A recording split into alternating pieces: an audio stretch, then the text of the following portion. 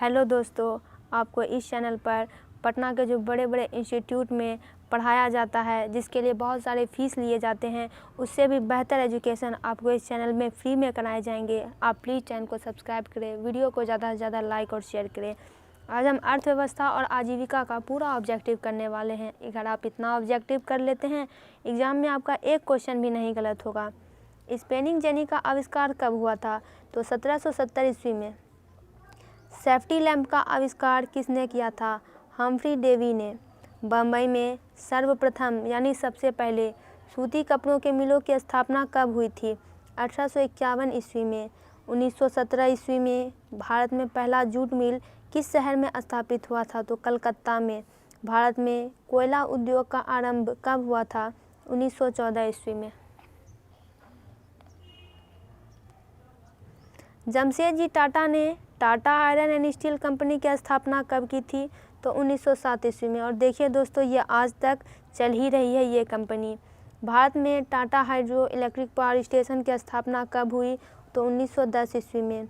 England में सभी स्त्री एवं पुरुषों को वयस्क मताधिकार कब प्राप्त हुआ था? तो 1918 ईस्वी में।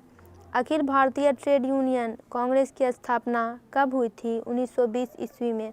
भारत के लिए पहला फैक्ट्री एक्ट कब पारित हुआ था? 1881 ईस्वी में। स्वेज नहर यातायात के लिए कब खोली गई थी? 1869 में। रिचर्ड आर्कराइट ने कौन सी मशीन बनाई थी? Spinning frame.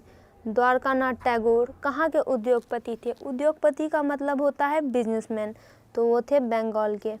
AITUC का प्रथम अध्यक्ष किसे बनाया गया था? तो लाला लाजपत राय को। पावरलूम का आविष्कार किसने किया था? तो एडमंड कार्टराइट ने। जल शक्ति से चलने वाले पावरलूम का निर्माण किसने किया? यानी जो वाटर की पावर से चलती है, तो एडमंड कार्टराइट ने। 1928 ईस्वी के ग्राइप वाटर के कैलेंडर पर दोस्तों, इस क्वेश्चन का आंसर अभी सर्च किया जा रहा है। इसका क्वेश्चन अभी नहीं मिला है। तब तक के लिए जब इसका आंसर मिल जाएगा, आपको इसका आंसर प्रोवाइड किया जाएगा। नहीं दोस्तों, इसका आंसर मिल गया है कि कैलेंडर पर किस भगवान का चित्र अंकित था? तो विद्या देवी सरस्वती का। वाष्प चालित रेल इंजन किसने बनाया था? तो जेम्स वाट ने। लोहा गलाने की प्रक्रिया की खोज किसने की थी? तो अब्राहम डर्बी ने। भारत में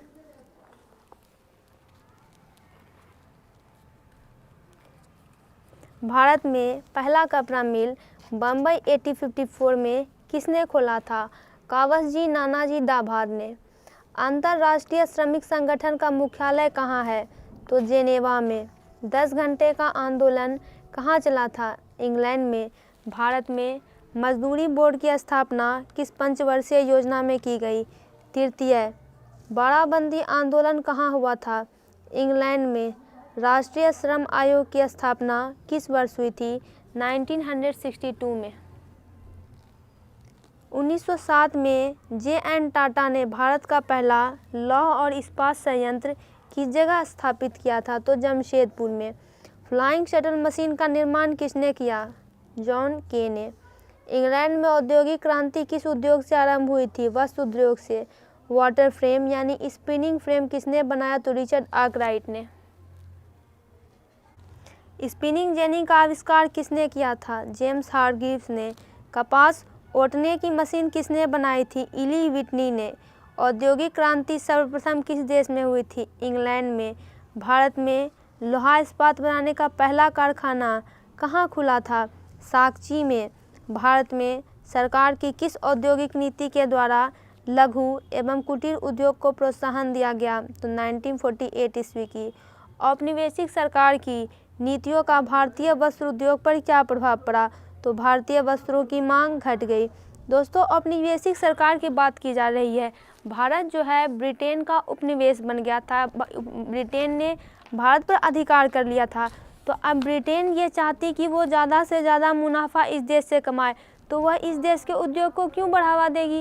ये कॉमन सेंस वाली बात है। तो भारतीय वस्त्रों की मूल्य जो है बाज़ार में घटने लगी। और इंग्लैंड के अगर आप चैप्टर पढ़ेंगे तो आपको पता चलेगा कि मैनचेस्टर के प्रोडक्ट जो है मार्केट में फ्लड करने लगे थे, क्योंकि वहाँ पहले औद्योगिक क्रांति हो गई थी। मशीनों से कपड़े बनाए जाने लगे थे और मशीनों से बनाए कपड़े काफ़ी सस्ते होते थे, जो कि लोग जल्दी ही अफोर्ड कर सकते थे। अब जो हैंडमेड कपड़े होते थे, लोगों के हाथ से मेहनत लगती थी, वो तो कपड़े महंगे होंगे, तो लोग महंगा छोड़ के सस्ता की ओर आकृष्ट होने लगे। औद्योगिक क्रांति का अर्थ क्या था? तो उत्पादन की प्रणाली में परिवर्तन, चेंज इन प्रोडक्शन। आदि औद्योगिकरण की विशेषता क्या थी? यानी प्रोटो इंडस्ट्रियलाइजेशन। उत्पादन केंद्रित नहीं होकर विकेंद्रित थी। राउरकेला लोहा इस्पात उद्योग कहाँ पे है? तो ओडिशा में। अंतर्राष्ट्रीय श्रमिक संगठन की स्थापना किस वर्ष हुई? 1919 में। बोकारो इस्पात संयंत्र किस देश के सहयोग से खोला गया है? तो रूस के।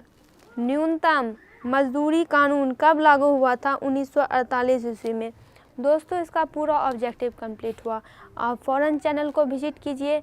आप क्लास 10th के मटेरियल्स देखेंगे तो आपको देखने के बाद पता चलेगा कि आपको टॉपर बनने से कोई नहीं रोक सकता। 10th तो 10th, अगर आप 10th के बाद जब 12 में भी जाएंगे, आप उसके मटेरियल्स को भी एक बार देखिए जाके, आपको पता चलेगा कि आप 12th में भी टॉपर बनने वाले हैं।